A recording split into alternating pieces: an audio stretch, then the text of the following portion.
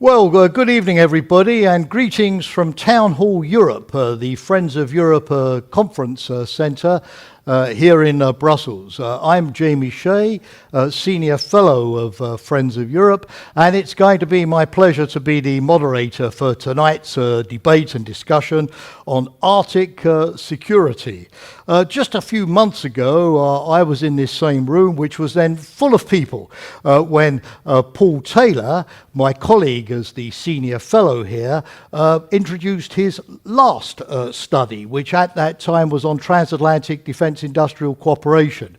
Tonight, because of COVID, unfortunately, I'm here nearly all by myself, although with my excellent technical support team from Friends of Europe. But at least I could see already on the screen online many familiar faces, many of you who would have been here. And of course, the advantage of online is that I'm also able to see many of you from far away who could not have been here physically, but have found, as I have, this topic sufficiently interesting to join us. So a warm welcome to all of you, to our speakers, of course, first and foremost. I'll introduce those in a moment, but all of you as participants. This is going to be an interactive session, so start thinking about questions and comments, and I shall turn to you as soon as possible to join the discussion.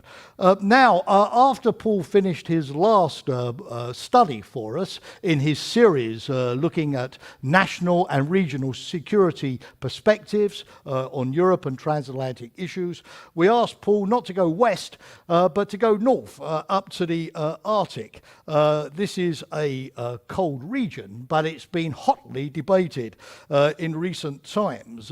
There's been a debate on the impact of the Arctic on the global warming and climate change situation, or should I say vice versa, the impact of climate change on the Arctic itself.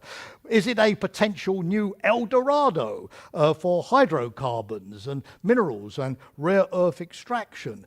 Is it a new transport hub for the global economy? Is it a new flashpoint for geostrategic competition and rivalries, with the prospect even there of future military clashes? And if all of these things are going on, what is their impact on the indigenous populations? Are all these things making their lives better or worse? So a couple of months ago, we asked Paul here at Friends of Europe to train his sophisticated and highly experienced journalist's eye on Arctic security. We asked him to separate the hype from the reality, the facts from all of the predictions, to tell us what is really going on up there, and also to give us a sense of what role the regional actors, the international institutions are playing in this respect.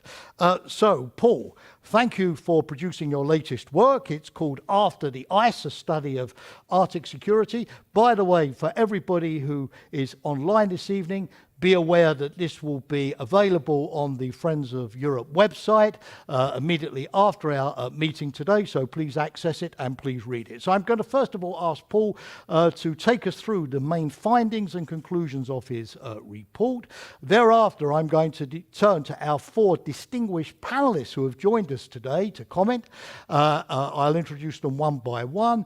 And once we've heard from them, we will turn to you, dear participants, for your questions and discussion. So, Paul Taylor, Senior Fellow, Friends of Europe, you are not in the high north this evening, you're more in the deep south, at least in the south of France, but think Arctic, and please present us the findings of your study. Paul Taylor, over to you.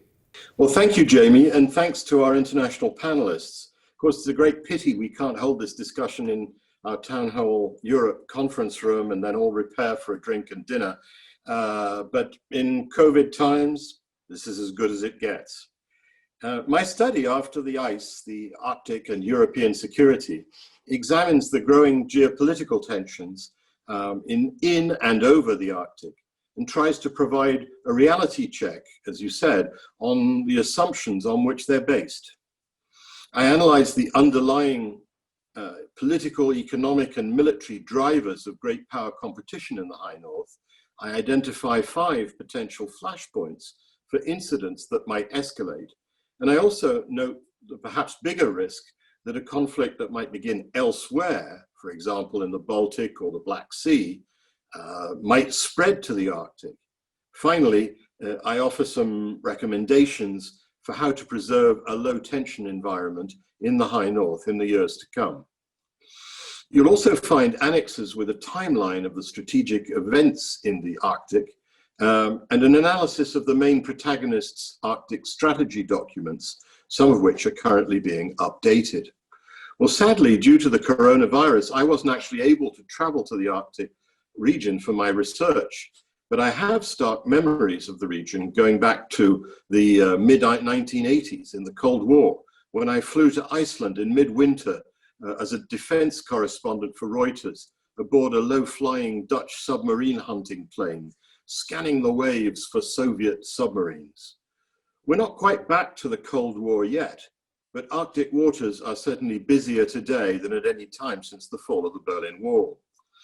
My overall conclusion in this study is that much of what's written about a looming high noon in the high north is greatly exaggerated, as is talk of a scramble for hydrocarbons, minerals, and new shipping routes, frankly, sometimes wildly so.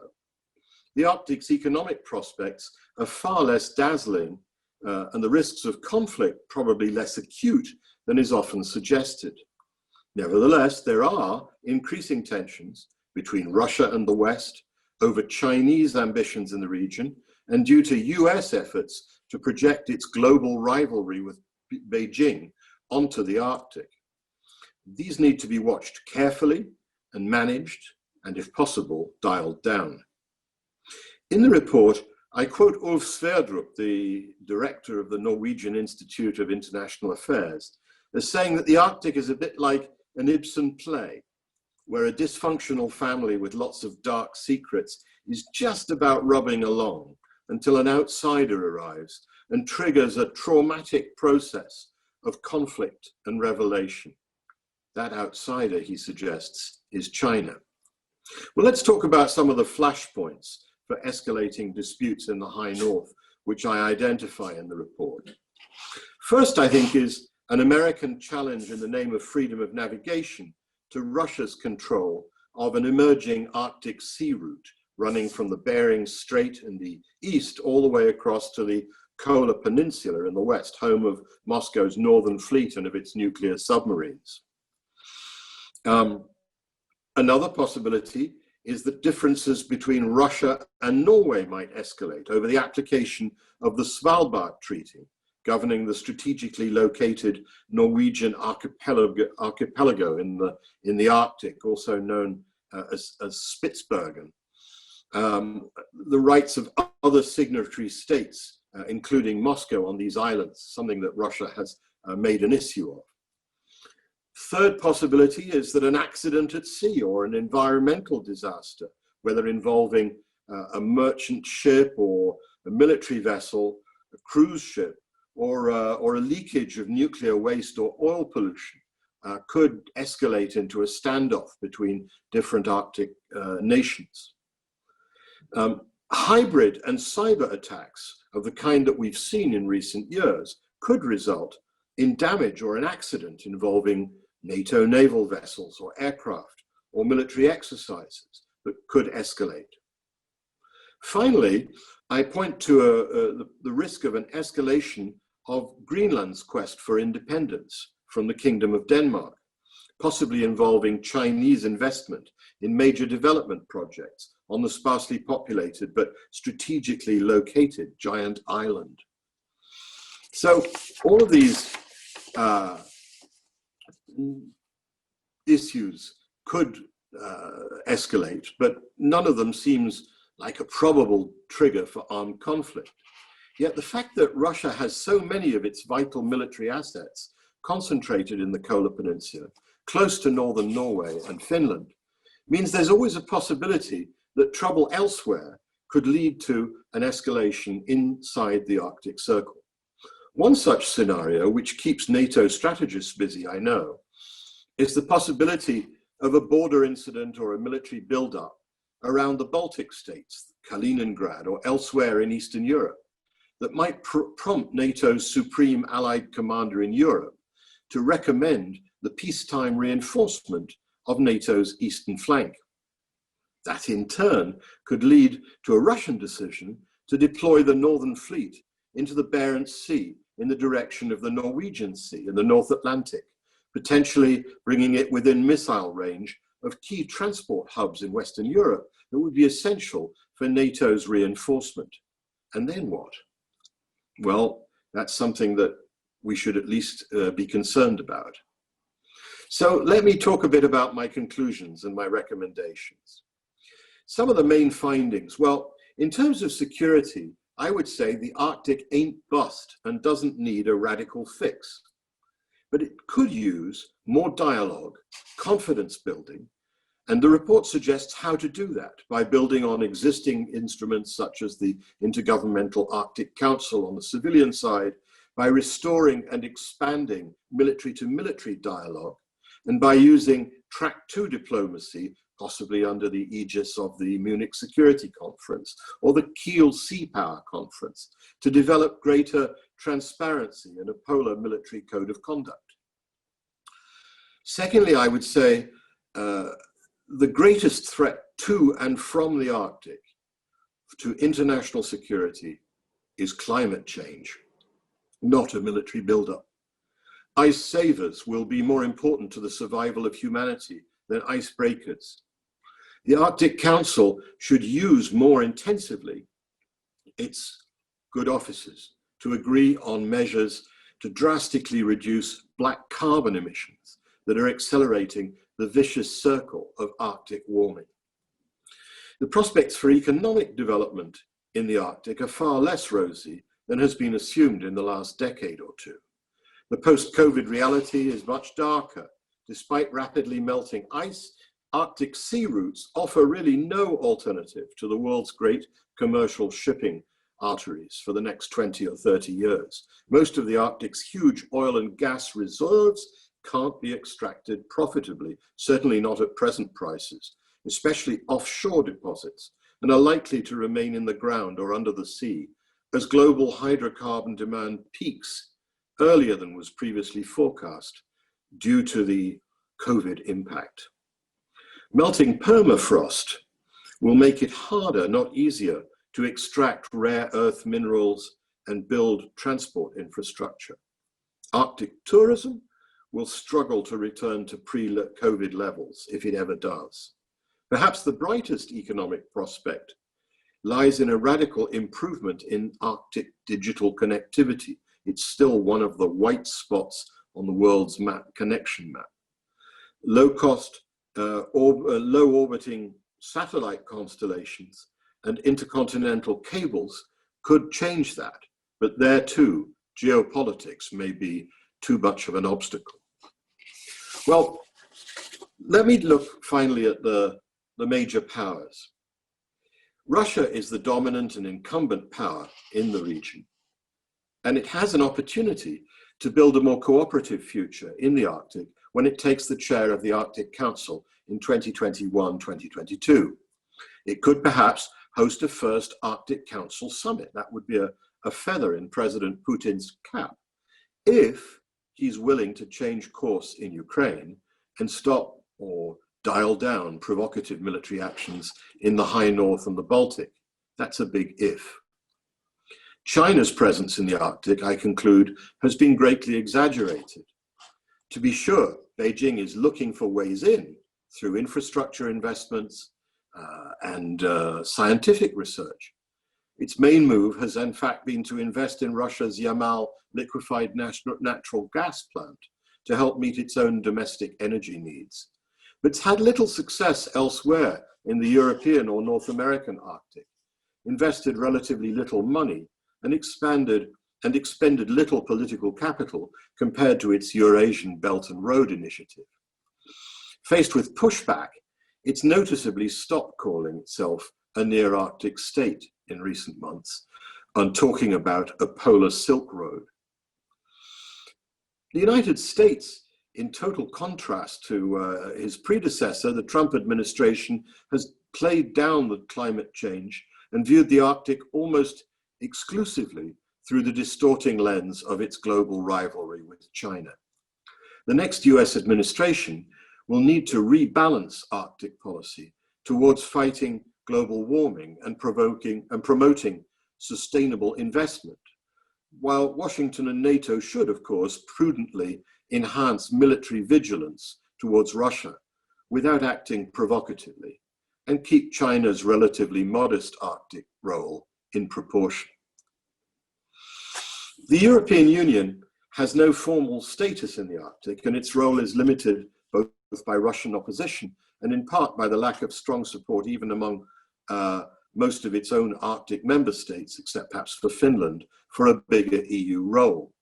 Nevertheless, I would say the EU can play a useful supporting role in climate mitigation, sustainable development, and improving the conditions of the indigenous peoples in the Arctic, who are the #1 victims of climate change. The EU should update its Arctic strategy, now 5 years old, to include the security dimension for the first time, the need for critical raw materials. It was striking that when Brussels produced a report this month on how to secure Europe's supply of critical raw materials, it didn't mention Greenland. And it should also work to ways to promote sustainable economic development in the Arctic. Given the discomfort of the European Arctic states under pressure from Washington to take sides against Russia and especially against China in a zero-sum contest, the opportunity for the EU and its European members to play a balancing role may be growing. Okay, Paul, thanks very much for taking us through the study, and particularly for giving us quite a comprehensive set of punchy policy recommendations. We'll see immediately now what our 4 distinguished panelists make of your analysis, your insights, and above all, your recommendations. Do they agree with what you've said, Paul? Do they think you've got it right? Do they have particular questions for you? I'm going to introduce them in turn and ask them individually to comment. And we're very glad and grateful to have 4 such distinguished experts with us this evening. First, we have Tony Skogan, who is the State Secretary in the Ministry of Defence of Norway, so obviously a key country for the region, already of course highlighted by Paul. The State Secretary was also State Secretary in the Foreign Ministry before moving to the Ministry of Defence. She also has a very strong track record in dealing with the energy security issues, Paul, that you pointed to. State Secretary, again, thank you so much for being part of this afternoon, this evening. If you have your comments, we want to hear them now. And as I said, if you have particular questions for Paul, then Paul can try to deal with them later on when I give him the chance for some concluding remarks. So over to you, State Secretary. A warm welcome.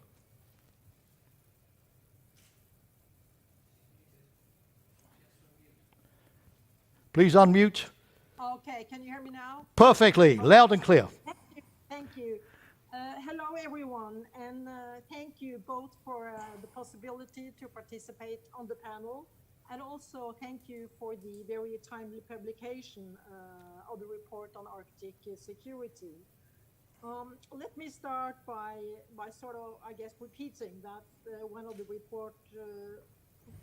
the report's conclusions, that there is no new, so to speak, great game in the Arctic. And indeed, I could not agree more. Discussions of Arctic security need to move beyond that particular myth. To some, focusing on the Arctic may be new. To Norway, the High North has always been front and center of our security policy.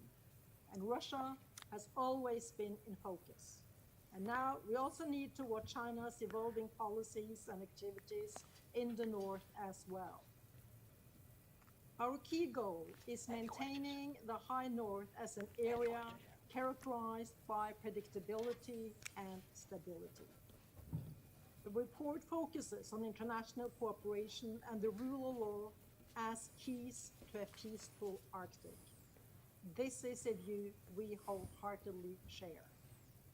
And I will focus my initial comments on NATO in the North, military presence in the Arctic, and the need for dialogue, transparency, and confidence building. The report states that it is unclear how far north NATO's area of responsibility stretches, but that is not at all unclear. NATO's area of responsibility goes all the way to the North Pole. To us, it is hard to agree with the description of NATO's posture in the report.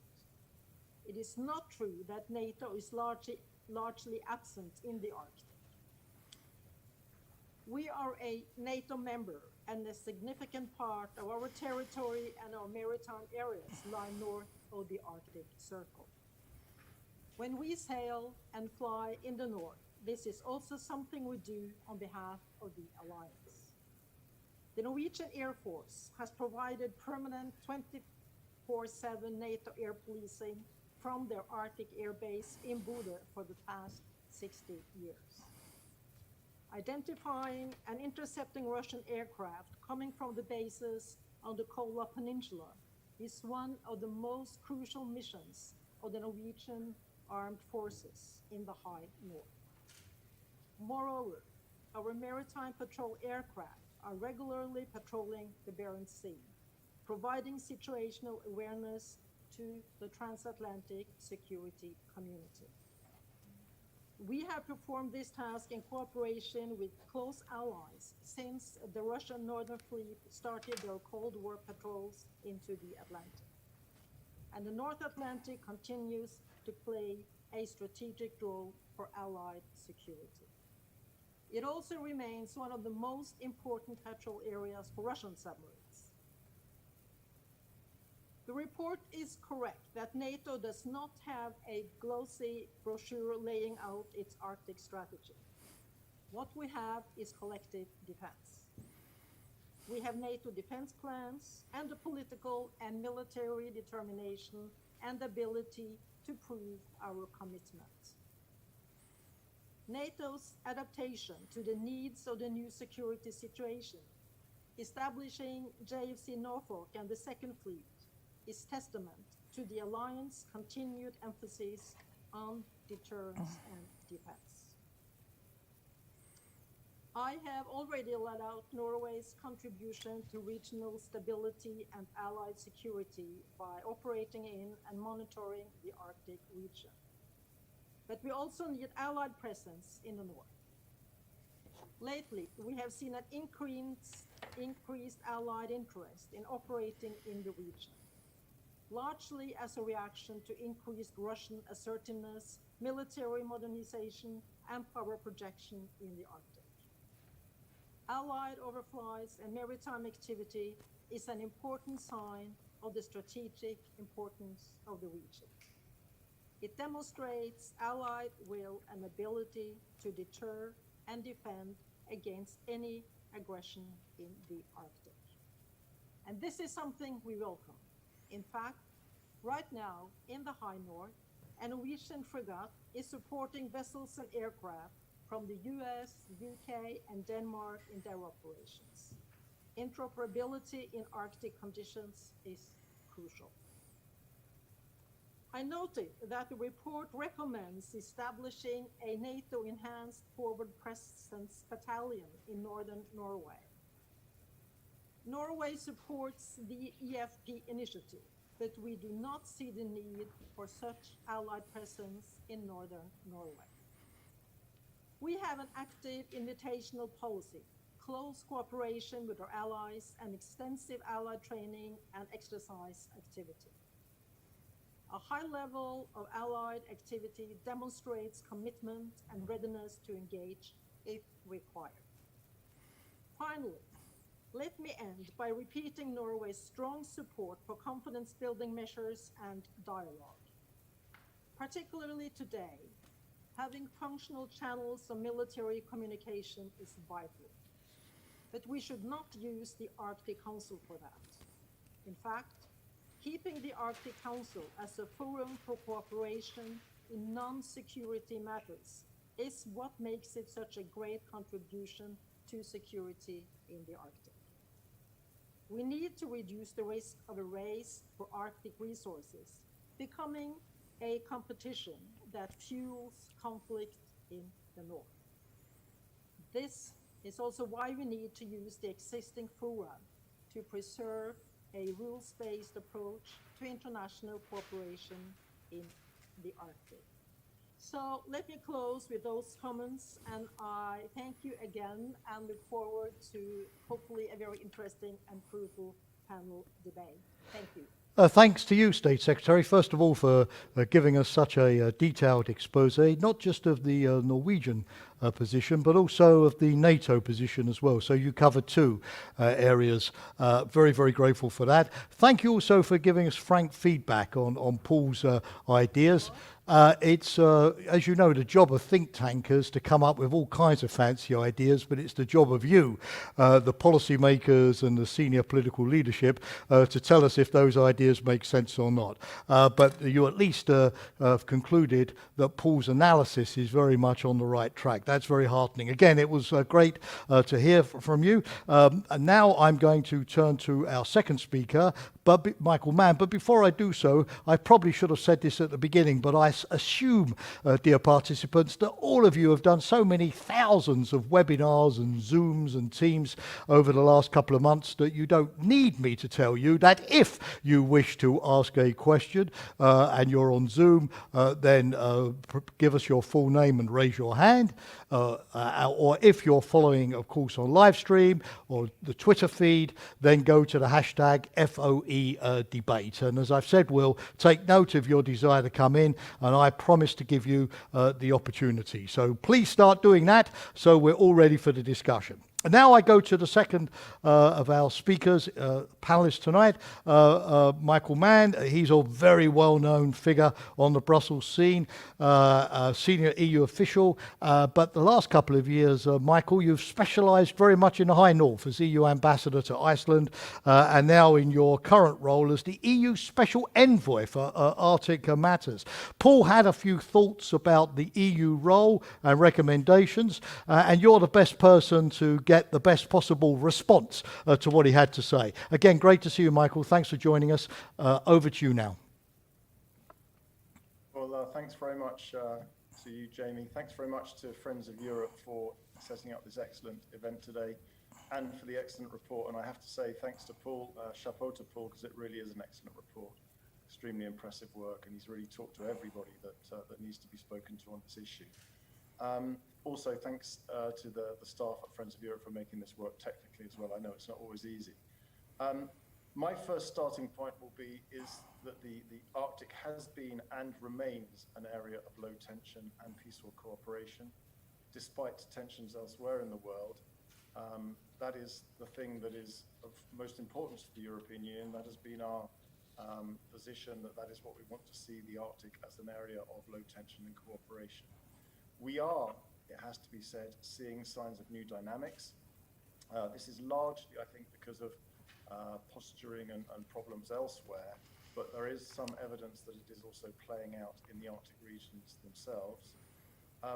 But again, and I suppose it won't surprise you to hear this from the European Union representative, from our perspective, the clear and present danger that we all face, as Paul said, is the disastrous effects, the potential disastrous effects of climate change.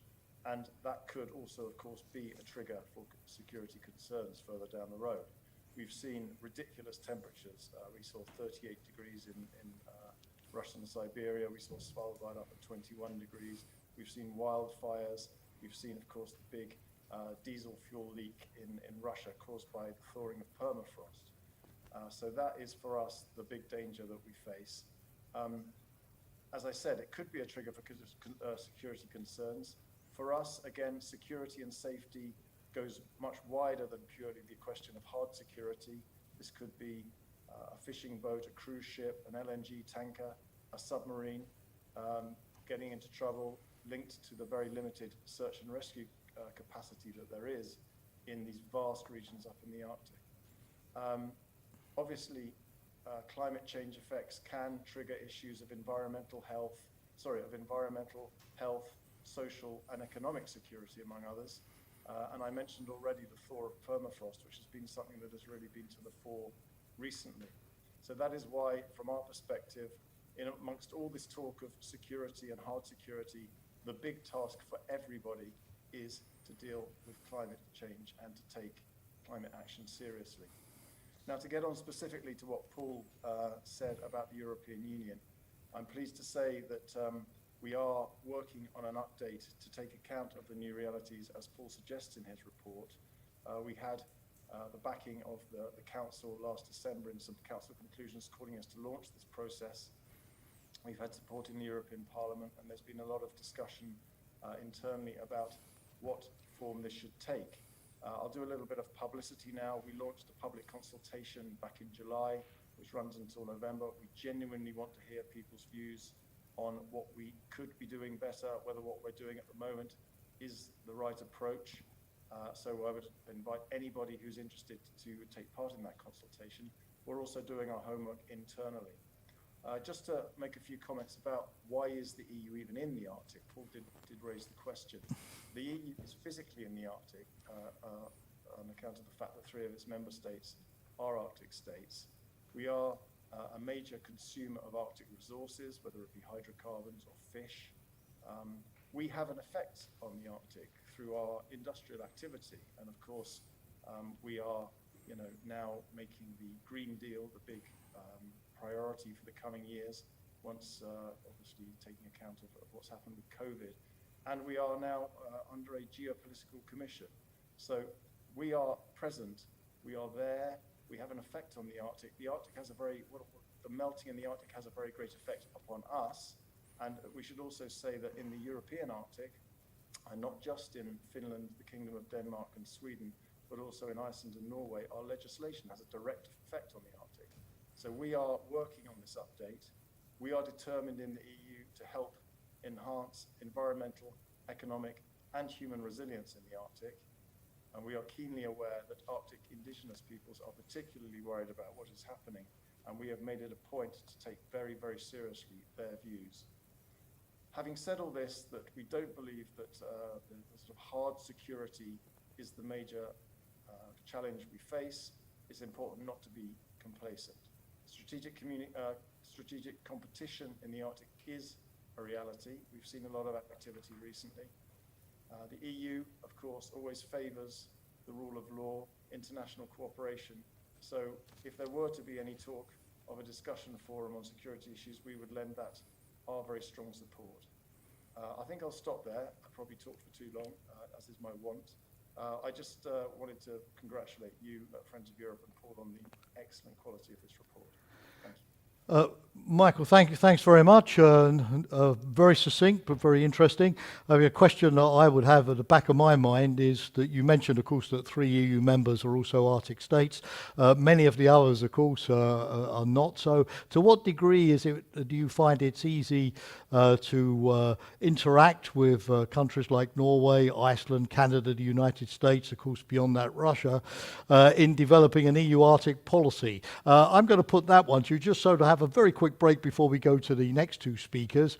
And let me also, dear audience, ask if anybody at this stage among your ranks would like to come in also. That way we can just have a quick Q&A break, and then I'll turn to our next 2 speakers before the general Q&A session. Michael, do you want to take that one on from me, and then I'll see if anybody else has put their hand up? Yes. Well, to be honest, I've been in this job since the beginning of April, and I've been surprised personally about how much the EU actually does in the Arctic. It was a surprise to me. We are extremely active in the Arctic in a number of areas. I mean, looking at just issues like science and research, we're incredibly active in the Arctic. But what I've also been very surprised about is the very good relations and very warm reception that we've had from other interlocutors in the Arctic. I don't think anyone thinks, oh dear, this is the EU meddling in things that aren't its business. I think we are generally seen as a force for good, as having good intentions in the Arctic. We take great pride, of course, in being kind of the global leaders in the fight against climate change. And, in all of my contacts across the board with people in all the Arctic states, not only our own ones, but also Canada, America, and so forth, we have been extremely warmly received. And I think that the Arctic is an example, despite all the talk of tensions and growing problems. It is an example of an area in the world where cooperation on a very practical level works very well. Now, we're not official observers of the Arctic Council, but we are basically allowed and able, thanks to the good offices of the members of the Arctic Council, to take a very good part in the work of the Arctic Council. We're very active in a lot of the working groups and task forces. A good example is the task force on black carbon, where our scientific expertise and our financial assistance has been greatly welcomed. So, you know, the welcome I have received in the 5 months I've been doing this job has been extremely positive. Michael, thanks very much. Now we have Gun-Britt Retter from the Sami Council, who has raised her hand. So we will unmute you, Gun-Britt, and please come in. Your question, if it's directed to anybody in particular, then please also make that clear. We could see you, so hopefully you could hear us. So please go ahead.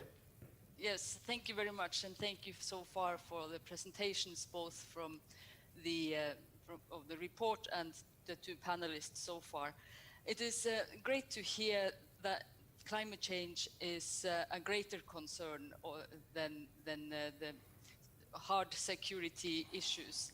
But I would ask if the participants wouldn't consider that nature, with climate change and the actions taken to address climate change, wouldn't loss of nature be an even greater concern than climate change itself, and climate change being only part of the big picture of nature loss? And this would be in line with what the Intergovernmental Panel on Ecosystem-Based Ecosystem Services concluded in their global assessment in May 2019. Thank you.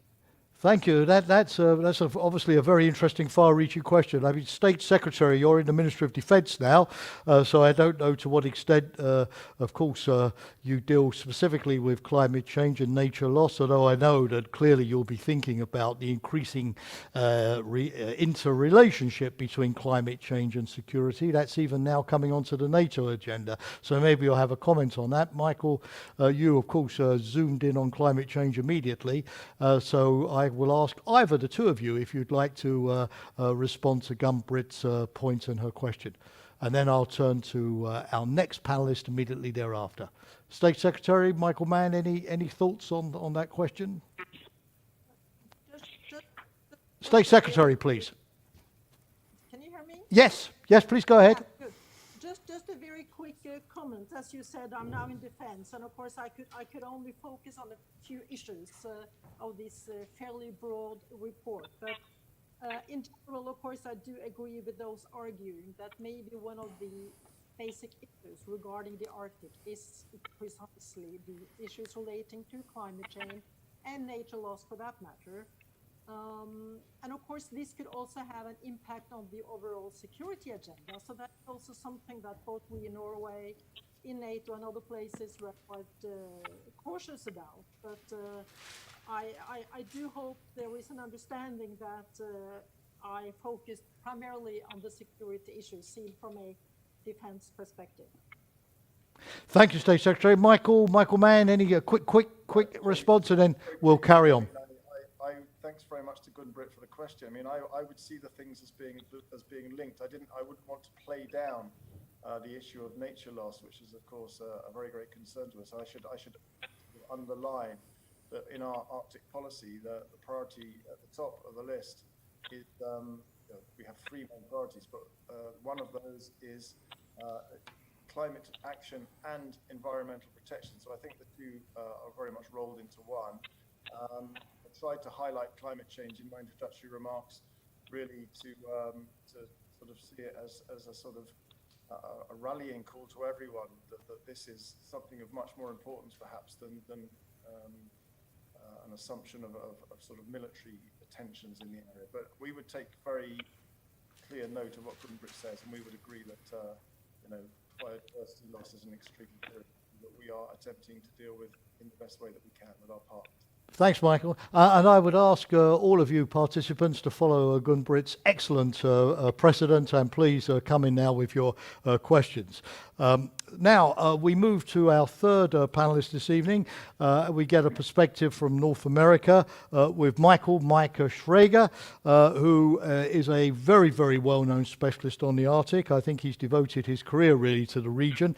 He's currently the Director of Global Risk and Resilience, and he is with the Polar Institute at the Woodrow Wilson Center, a very well-known Washington think tank. Mike was also a big source, I know, for Paul Taylor when he was preparing his study. And also, I'm very proud and pleased to say that Mike is actually now joining us from Alaska. I suppose we had to have at least one of our speakers today up there in the Arctic to add a note of authenticity, dare I say, to our proceedings. So, Mike, it's great to see you. Really looking forward to your perspective. So, over to you, please. Well, thank you very much for the introduction, and to the Friends of Europe for inviting me to speak with this distinguished panel, but to many of my friends and colleagues watching, and also to Paul. Congratulations on what I think is not just a good document. I think this will be a foundational document that many of us will refer to. I think it provides leadership, insight, guidance. The recommendations, I believe, have many paths that we could take to realize some of them. Some of them need to be in the short term. I believe some can be effected in the long term. But what you really have provided for me, and perhaps for many, is this arc of the Arctic. A phrase I have tried not to use often, but I think it fits well here. This arc of the Arctic from the bastion in Russia to the Bering Sea, a place as an Alaskan that I'm acutely aware of, throughout North America, Alaska, Canada, Greenland, thinking Iceland and the GI-UK gap, and then bringing us to Scandinavia, the North Atlantic, and the Barents. So your report, although focused Europe, really drew, to me, the linkages in the Arctic, whether it's circumpolar or thinking quite more perhaps linear. But this arc of the Arctic, I think you've given it context. It's not just a North American or a Russian story or a Scandinavian story. This is a global story, and I think what you have done is provide linkages, just like I've most oftentimes tried to draw linkages from the South China Sea north all the way to the Bering Sea and then into the Arctic Circle. This, to me, does that. It puts Europe, the Arctic, North America in context. We've talked about climate. My good friend Wim Gilk mentioned climate. The State Secretary mentioned climate. Ambassador Mann mentioned climate. I thought of this report through these 7 filters, these 7 drivers that I think are primarily at play in the Arctic. It's called Navigating the Arctic 7 Seas. The first C is climate. Paul touches on that as a driver. Certainly commodities, he touches upon that. Commerce, the shipping of goods, connectivity, internet, and I'm speaking to you from an iPhone because my internet is down here in Alaska, so that's fitting. The communities that we serve, particularly the indigenous communities, are referenced here. This focus on cooperation, I think, needs to be paramount. It's linked to the other C's, most importantly, as a driver of climate, and then the competition. So I've thought about through my framework, and Paul has hit all of those. So I think this is a foundational report. Paul, I think you provided balance to the Arctic narrative. 20 years ago or so, you couldn't get anybody to go to an Arctic meeting. Now throw a dart and there's an Arctic meeting someplace on the calendar. So, but you've given context to this yin and yang, this competition between cooperation and competition in the Arctic. And I think you've set it in a really good place, providing reality to the Northern Sea Route versus the Suez Canal, the need for cooperation and the tyranny of distance for search and rescue versus a really hard focus on national security issues and conflict issues. I agree that I don't think conflict will happen in the Arctic. Conflict may occur in the Arctic because of something somewhere else. I'll get into that in a moment. I have 3 other points I'd like to make. One is I view the way other countries view the Arctic. I take that in a larger context. So without being pejorative to any country at all, and really without being pejorative at all, I think about a game analogy where you see the Russian Federation with a declining population, a reliance, perhaps over-reliance on natural resources, President Putin has put all of his Arctic eggs in one Arctic basket, perhaps, in the Sabeda plant and LNG resource development, taking Chinese investment there. But to me, in a game analogy, and again, not pejorative, sort of play the game survivor, just trying to invest, grow an economy, of course, always relevant as a great power, but nevertheless, they play the game survivor here. To me, the Chinese, if you want to think about their role in the Arctic, they play the game go, this long-term, geostrategic, very, very strategic in how they think about either the Arctic or Africa. And so they play the long-term game of go. My own country, the United States, a global power, plays the game twister. We have an arm and a leg almost everywhere in the world. And as a global power, that's the way it is. And we're stretched a bit in the United States because we put another circle on that twister mat, and it's called the opening of the Arctic Ocean. But I think Michael gives it some balance here, even though I think through these three countries in these three games, Survivor, Go, and Twister, again, not to be pejorative, but thinking about that, you put it into context, and the role of Europe and NATO and all of that. In terms of flashpoints, Paul very much teases out what I think are very valid flashpoints. But a flashpoint almost happened right here in Alaska just a week or so ago, along the border that we share with the Russian Federation, where a group of perhaps as many as 50 Russian Federation Navy ships, including a submarine that surfaced to make sure everyone saw it, along with aircraft, was operating in international waters, more than 12 miles off the coast of Alaska, but yet ran into a conflict with a pilot fleet that had the right to fish 200 nautical miles off the coast, and were warned to stay out of the area in which the Russian Federation was operating in their war games. Now, that could have gone very, very bad. In fact, those pilot fishermen were quite surprised and scared. But those are the kind of flashpoints that we think about, at least I think about, and Paul has teased out this miscommunication or not reading the right signals or really an incident that no one expected. So I don't think there'll be, as Paul noted, an event where we go to war over the Arctic. I think it's a miscommunication, not having the right comms in place, not understanding motive and motivation. Those are the kind of things that I think could happen in the North. The fourth and final point is Paul noted the need for military to military, whether it's formal or informal, and mentioned the Munich Security Conference. And I'd be remiss if I didn't, put a self-serving thumbs up to that. For the last 7 or 8 Munich Security Conferences, I've been honored to chair and facilitate the Arctic Security Roundtable. And that has been behind closed doors, of course, Chatham House rules. But that has been most productive and most telling for two reasons. One is there's an interest. There's an interest in keeping the tensions low. And you do that through high-level discussions. The second is an evolving and elevation of who attends those Arctic security roundtables at the highest levels, nations of all 8 Arctic states and non-Arctic states. And so I think the more that we can do, and very much open to continuing the dialogue, or perhaps arranging for and working with my friends at the Munich Security Conference on something along those lines seems to make sense. It's a solid recommendation. And I will just leave it there and wait for questions and answers and further discussions. Thank you. Mike, thanks very much. Very balanced perspective from the real expert, because you don't just sit in your office and study the region. You actually go out there and explore it directly. Mike, you have raised, I think, some issues. Number one, Paul mentioned in his report that maybe the salvation of the region was information technology, and your mobile phone, which has saved us this evening because the internet has gone down in Alaska, is probably a good way of underlining that. A couple of people would like to come in at this point. First of all, I recognize Andrew Budd, my very good colleague from NATO, in my case ex-colleague.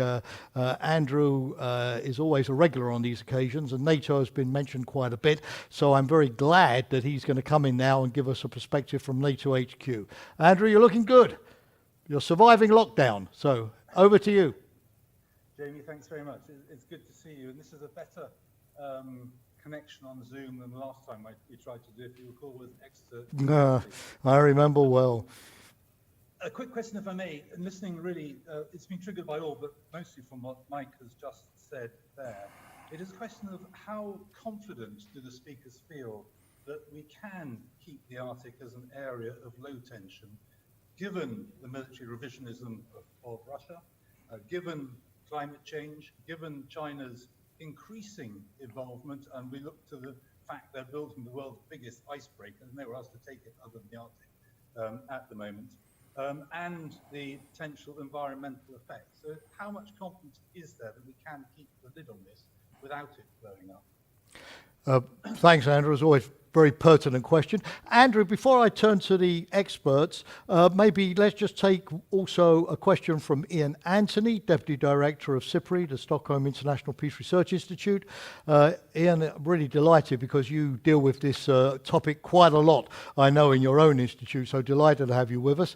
So please put your question. And then Paul Taylor, I know you had a point to make. So let's just take these last two comments and then I'll turn again to our panelists before we also have the intervention of our final panelist this evening. Ian, good to see you. Thanks so much for the opportunity. I hope you can hear me. Very well. Actually, I have a question for Mike and one for Tone, if that's permitted. It is indeed, Ian. For Mike, I'm very interested if you could elaborate on the local reaction in Alaska to what's happening. Alaska has a difficult economic situation that's not likely to get much better going forward, and investments from federal funds, including the military, presumably play an important role in the local economy. But it does put you more firmly in the crosshairs of this potential hard security dilemma. I'm just curious about how this plays out in the local discussion about the pros and cons of military investments in Alaska. And for Tona, I mean, we now put under the microscope in the current political environment every change that the US makes in its military posture. And we have the recent announcement that the Marines will change their schedule of exercises in Norway. And I just wonder if you could take the opportunity to just explain to us what happened and how you see that. Ian, thanks very much. Paul, if you permit, I'll turn to you a bit later on so that we have time for Katarzyna to have her intervention. You'll have things to say at the end. But we've had from Andrew and from Ian questions to Turner regarding military build-ups, the role of the US Marines. To Mike, a question about Alaska. So Turner, could I turn to you maybe to pick up those two questions that were to you directly? Over to you. Yes, thank you. Let me start with the last one on the U.S. Marines. Well, of course, the U.S. Marines and the U.S. would be the most appropriate instance for asking the question. But I mean, as we see it, and that's the kind of opinion I can give you, and from the dialogue that we have had with our good U.S. friends, I mean, to start with saying there is nothing dramatic in this, quite the contrary. And this is a move that we actually welcome from a Norwegian point of view. What is happening is that instead of having a more or less permanent number of Marines training exercising in Norway, the US is now, call it modernizing or updating its organization. So there will be more of a, call it a periodic presence. There will be a certain base presence on a more permanent basis, but then they will bring in people for the exercises and for the training. And according to the plans that we have seen so far, there will actually be an increase in the exercise and the training in Norway, together with Norwegian troops. And this is, as I said, a development we very much welcome. And the fact that some of the material might also be removed is also a sign of modernizing, and this material that will be replaced with other materials. So basically, this is from the US as we see it and as we read it. A modernization, and it's a welcome adjustment to in their own organization. I guess for the first question, of course, it's always difficult, and we should be careful to give any kind of guarantees. But it's important to keep in mind that the Arctic and also the High North has been for a long time an area of peace and stability, and there is every reason to expect that this will also be the situation in the time. then, as many have alluded to, there are challenges. But I think the important thing that we need to do is to be aware of these challenges and to have good dialogues in the proper fora on these dialogues and meet the dialogues. And that's also one of the reasons why we are so keen to emphasize the need of transparency and openness and information. But I guess the bottom line is that we are rather confident that we will be able to maintain this area as an area characterized by peace and stability also in the time ahead. Jonah, thanks very much indeed. Mike, quickly over to you in Alaska. You were asked a question about the place where you're currently residing, Ian's question. So could you pick that up for us briefly, please? And then I will thank Katarzyna for her patience and turn to her for her fourth intervention. Thank you very much. It's good to see Ian. Greetings, Ian. It's good to be on the same program with you.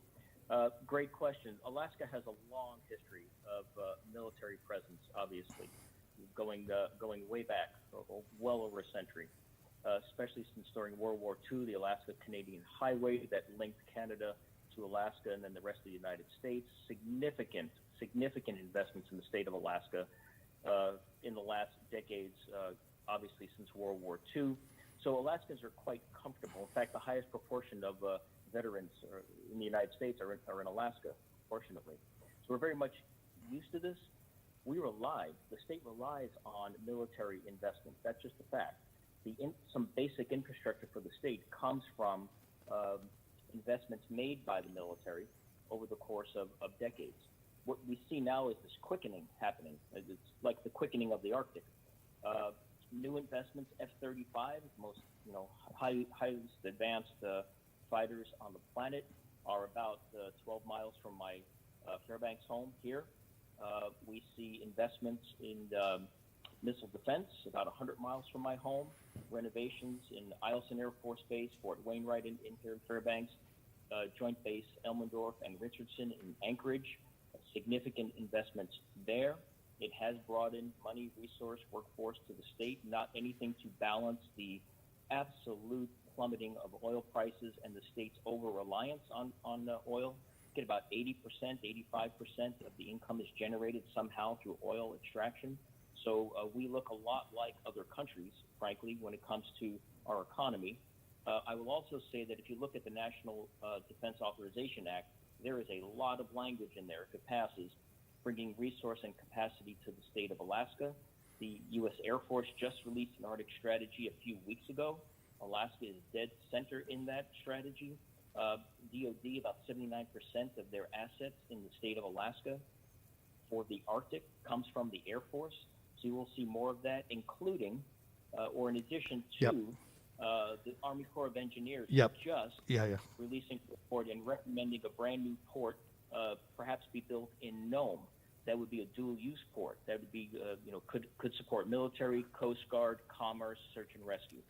So a lot of opportunity for the state of Alaska, income-wise, but also in the national defense and national security region, including search and rescue and civil security. Mike, thanks very much. No, indeed, that was an extremely detailed answer, and I hope that Ian was able to note down at speed all of the interesting points you made, but thank you for that. Now I'm going to pass the floor to our fourth panelist. Again, Katarzyna, thank you for waiting patiently, but we want very much to hear from you now, Professor Katarzyna Zisk. She is the Deputy Director of the Norwegian Institute for Defence Studies. So our second panelist joining us from Oslo this evening. She's also the head of the Centre for Security Policy. As I said earlier, Katarzyna, you could say whatever you like, but we all know from your research background, that you have focused quite a lot on Russian policy. That was mentioned extensively, so we'd be very pleased if you could also comment on that angle. But again, it's great to have you with us. Thanks again for your patience, but now over to you. Thank you very much. Can you hear me? Loud and clear. Perfect. So my introductory remarks, which have already been commented on partly, concern the security and defense aspects of Russia's Arctic policies, which is my job during this panel. and also their impact on the strategic situation in the region. But let me first underline that the fact that we can consider hard security developments in the region does not undermine the importance of other dynamics such as climate change. This is not a zero-sum game, and we should be able to see the various layers of the developments in the Arctic which affect the Arctic deeply in a conjunction. So first, one more general observation regarding the challenge of finding the balance, I think, that we sometimes have in assessment of the security developments in the Arctic, which the report is partly also dealing with. So there is a strong and understandable preference on the part of the international community to see the Arctic primarily as a cooperative space, which absolutely it still remains, as the report also correctly states. But at the same time, it is important, I believe, for decision makers to appreciate the full extent of the competitive dynamics that are ongoing in the Arctic region alongside. And while the increased rivalry, it does not, of course, it does not exclude cooperation, as some observers seem to suggest. The point of gravity between cooperation and competition has moved, in my view, influenced by a number of factors happening in the Arctic, but also, of course, outside of the Arctic region, including the military activity in the Arctic, especially the military buildup on the Russian side, and also, of course, spillover effects, which we expected before they actually happened, spillover effects from competition, from conflicts ongoing in other regions, such as, of course, the conflict in Ukraine. And I believe that the Arctic is not an isolated security space. It is likely to get farther intertwined with the supra-regional and global, some of the global issues, as the regions continues to open up for various aspects, various dimensions of human activity. So the report makes a reference to an important problem, I think, that has affected the Arctic narrative, since I have been following this development on a daily basis for well over a decade. And it is that the security dynamics in the region are often presented as a sort of a dichotomy: cooperation and competition, cooperation and conflict.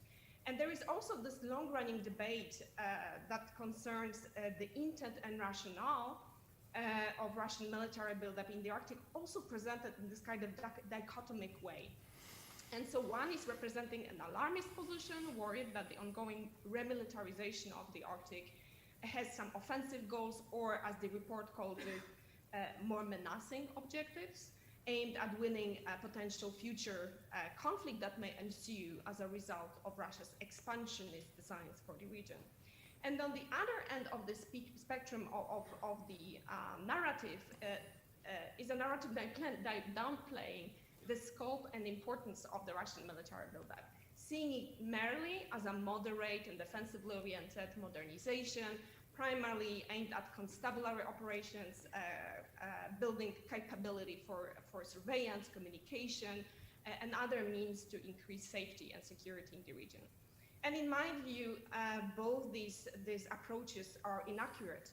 And the divergent assessments of Russia's objectives in the Arctic often derive from a skewed focus on one side of the picture and interpreting them as seemingly contradictory aspects of Russian policies, which include, of course, a broad international cooperation, which is still ongoing, as the report also correctly points out, accompanied by a constructive, often constructive and conciliatory Russian rhetoric.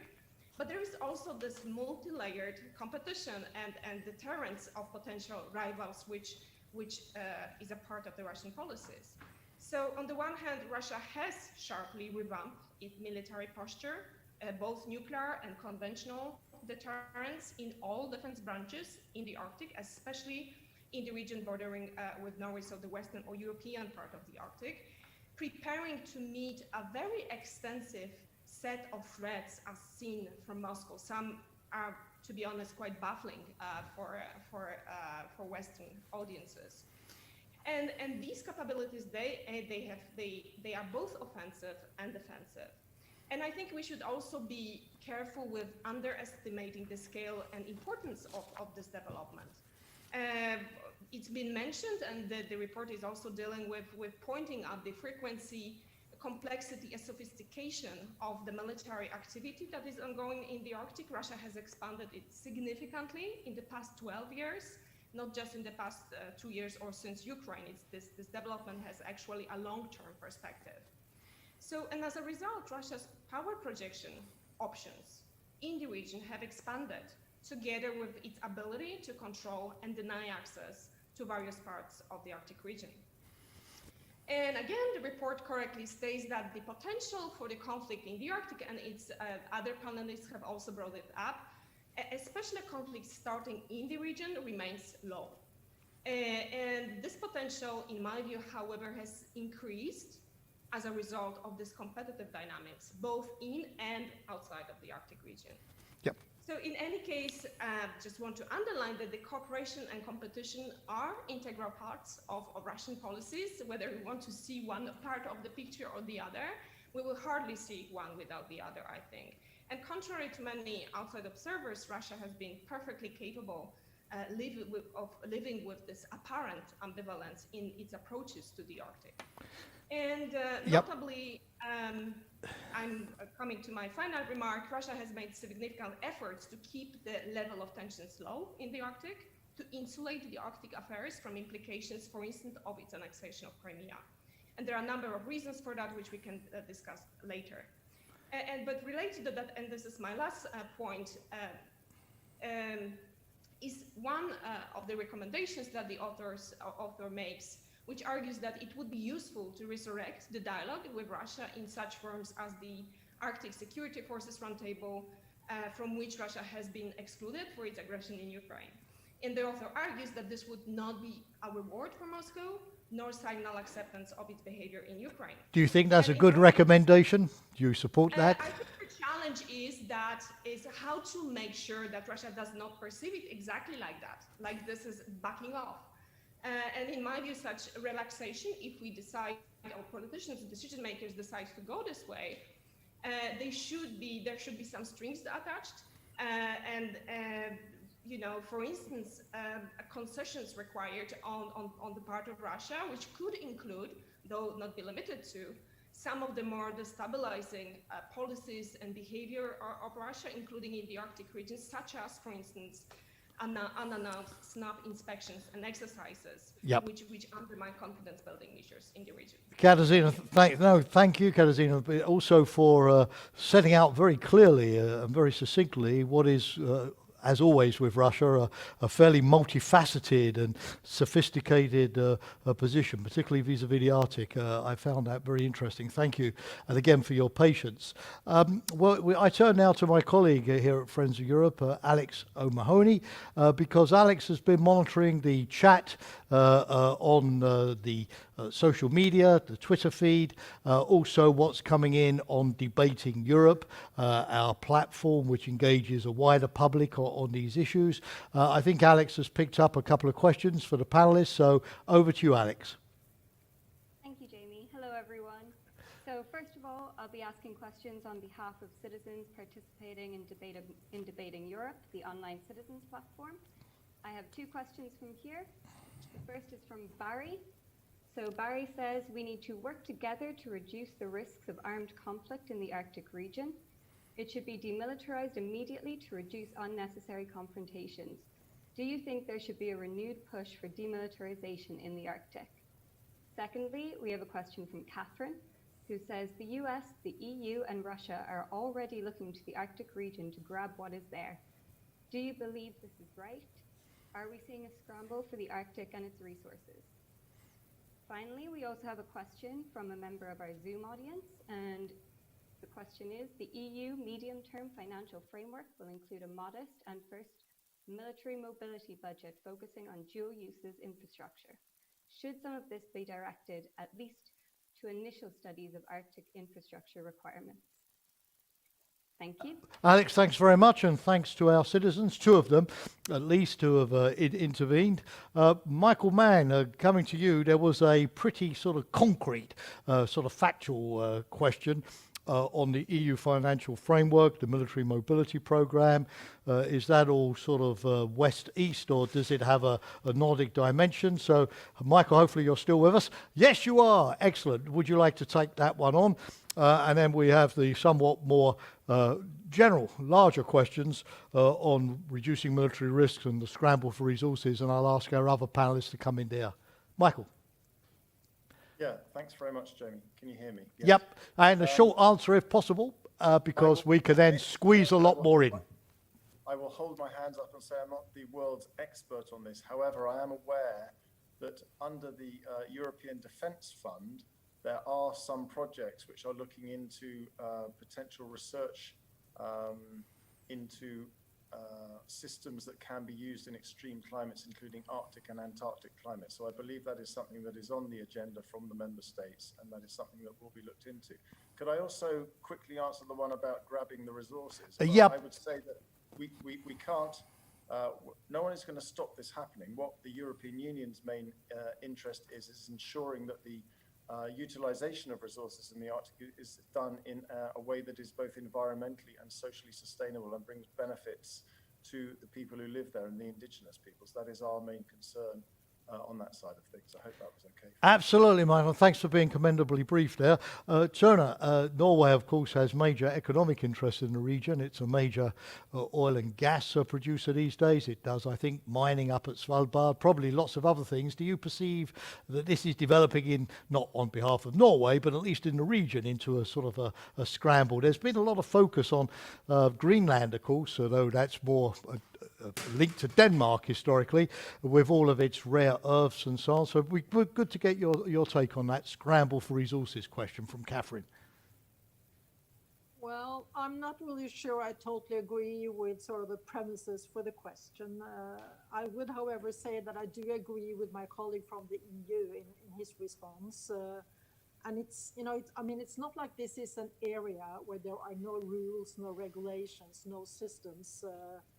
But I mean, the challenge is, of course, as the Arctic is more and more opening up, and also as a consequence of the climate change issue, we just need to make sure that we do maintain the sustainability, and that whatever we do in sort of economic development is sustainable and done in an environmental way. And I believe that's also one of the assets. So, for instance, the Arctic Council is that how they can have a constructive role in discussing between the member states issues such as the climate change and the impact of the various economic activities. Turner, thank you very much. And Mike, looking from your perspective, Alaska also, of course, apart from a home to lots of military bases, a major, of course, oil producer. Do you see some kind of major sort of economic exploitation sort of in the region taking off, or do you think this has been overhyped? I think it's been a bit overhyped. A lot of aspirations. As the State Secretary just noted, there are rules and regulations in place. I think what has been the big question mark for many people, whether it's the military or economic development, has been the following: that a new ocean is opening, and how we all deal with that through all of the different facets of society. That's been a big question for everyone. So obviously the race to resources comes up. But if you look at what's happening, it's pretty steady. There isn't a giant land grab going on. There aren't oil rigs off the coast popping up because there's a big race going on. It's a lot of positioning. Commodity prices will drive everything. Patrick, LNG, oil, resources, strategic minerals. Those commodity prices will drive. So if oil ever went back up to $120 a barrel, you might see a different dynamic. But right now it's obviously calmed down. But a lot of aspirations. I think a lot of the narrative around the great race for resources has been around the Yamal Peninsula, Russia's absolute focus on its Arctic, and getting the direct investment from China there. That's played a little bit with the dynamic. But I don't see a giant race for resources. It's new opportunity, incremental opportunity based on commodity prices and the realities of shipping in a still very rough environment. Thanks, Mike. And Katarzyna, at the end of your intervention, you were talking about the possibility of some kind of agreement with Russia on more military transparency, confidence, security building measures, CSBMs, some kind of military dialogue whereby Russia would also agree to a package of restraint. And Barry's question, quite interestingly, sort of built on your conclusion. Do you see anything happening in that area? Is it being worked? Are there ideas on the table? Is there even a kind of track 2 dialogue going on among sort of security policy experts in the region to sort of map out what a kind of package of risk reduction measures might look like? And Tona, of course, from her perspective in the Norwegian MOD, might have some thoughts on that one as well. But Katarzyna, that seems to be a question naturally for you. So over to you, please. So, I mean, the general, whether there is a track to, of course, we are discussing a lot the question of how the potential for a confrontation, conflict, misinterpretation of mutual intentions and activity could be reduced. However, but the question was about demilitarization, and I don't think that this is realistic given how the Arctic, I mean, there are nation states in the region, try to convince Russia to renounce its military presence in the Arctic. I think this is not realistic. However, there are a number of measures that could be put in place, and I've mentioned, for instance, the character of military exercises, the confidence building measures that already are in place, like the Vienna document, which have not been particularly respected or evaded by Russia on a number of occasions. I think that some of the capabilities and systems, military, weapons systems that are already there or under development, for instance, long-range precision weapons, and especially Russia's musing about deploying, for instance, hypersonic cruise missiles in the future once they will be available in the region. These are some of the themes that could be discussed and trying to find in what way we can avoid these scenarios where the security dilemma dynamics, which means basically fueling fears, mutual fears on both sides, could be fueled by this kind of further, military buildup and military increased military presence and activity in the region. So there is definitely a lot of discussion, right? I think Norway is, the State Secretary is in a much better position to discuss this, but there is a dialogue with Russia to some extent going on. There is a hotline to avoid a solution to avoid misinterpretation. There is also a cooperation going on in other fields. What I was saying is that we have to be careful with taking off the restrictions that were imposed as a response, as a punishment, and as a deterrent for potential future violations by Russia of international law, which could be interpreted by Russia as backing off, getting back to business as usual with, just basically looking away from what happened. So I think this is a danger, and that's why we have to have some strings attached if that would be happening. Thank you. Yep, thanks very much, Katarzyna. And Tona, any thoughts on this one? I know that from Norway, the balancing act, which you've played very skillfully for many decades, is to make sure that you have a robust collective defense, provided, of course, by NATO, which means some kind of military visibility, but done in such a way as to maintain for so many decades the Arctic as a region of comparative stability and low tension. Do you find that is a balancing act which is still comfortable for you to play, or is it becoming more complicated? And of course, any ideas, if not demilitarization, at least in terms of military risk reduction measures? Well, I think you sum it up fairly well, the way you just put it, and I basically also agree with what Katarzyna was just saying. But at the same time, we do need to face reality, and as has already been stated, there has been an increased both buildup and activity from the Russian side. That's a fact that we also need to take into account. That's one of the reasons also, as I tried to say in my initial comments, why it's important both that we have the presence of allied friends in our exercises and our training. And it's even more important than ever, I believe, in these days, that we do maintain the policy of the openness or dialogue, transparency, to avoid the potential misunderstandings. But I mean, this whole topic could be a seminar itself. But basically, I think you summed it up fairly well, stating how Norway, for a long time, has been balancing the various factors we need to take into account. And I dare say we have been fairly successful, and there is no immediate plan to change that basic line of policy. Tony, thanks very much. Dear participants, we're coming to the end of our time, and we have to finish on time.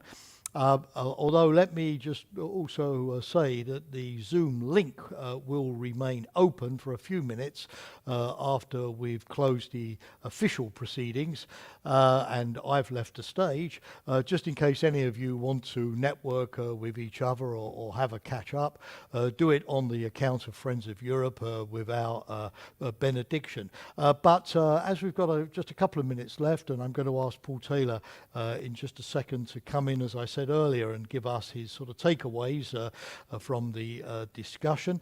Let me give the audience a final chance if anybody wants to raise their hand.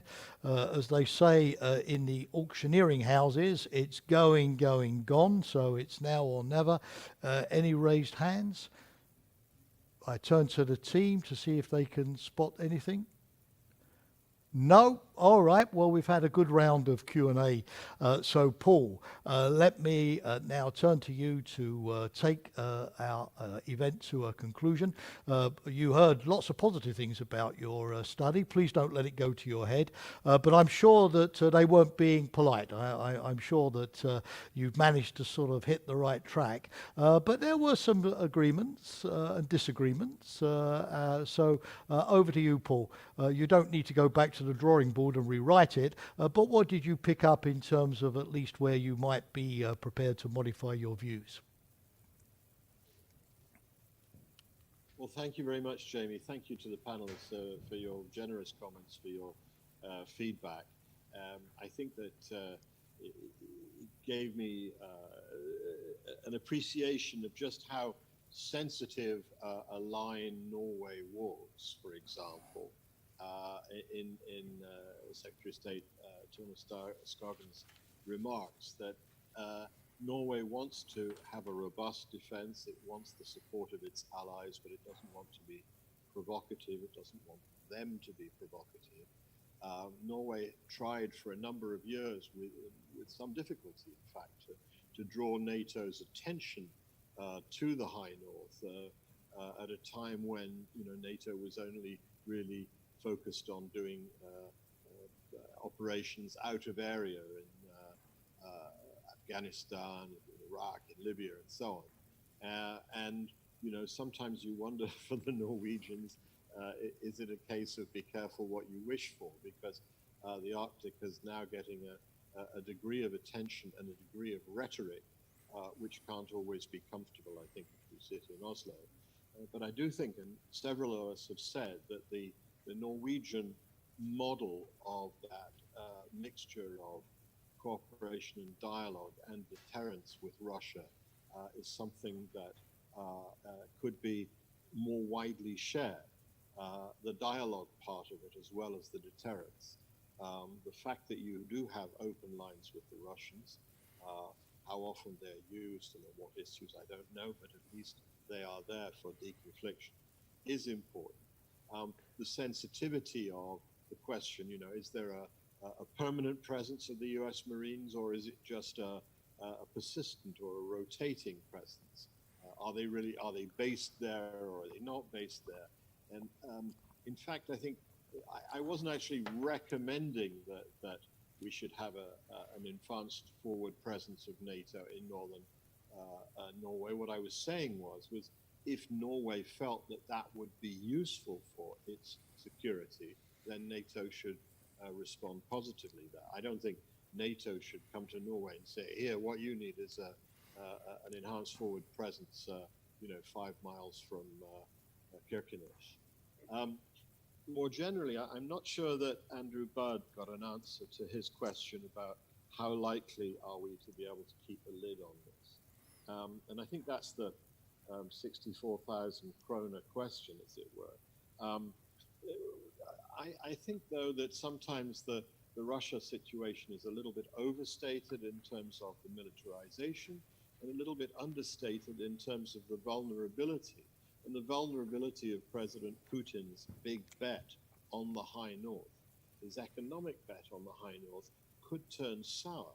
And the question is, would a Russia that had invested large amounts of money in a northern sea route and hydrocarbons in the north that turned out not to be very profitable or profitable at all, be more dangerous than a Russia that was successful in those ventures? I'll leave that as a question. I don't know the answer to it. With China, as I say, I think China's role in the Arctic has been massively overstated, particularly by this US administration.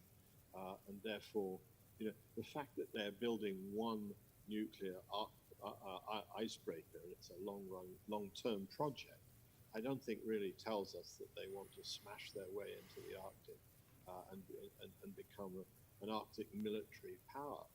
Maybe they just don't want to be reliant on Russian icebreakers for all of their shipping in the Arctic in the future.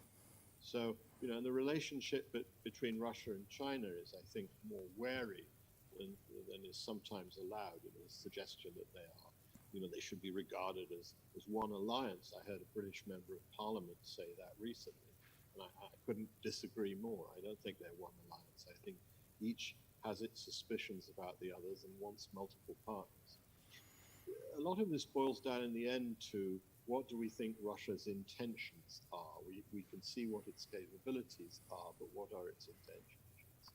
And what my report does is to suggest that perhaps we could do a little more to offer ladders down which Russia could climb in the more aggressive parts of its posture if Russia chooses to.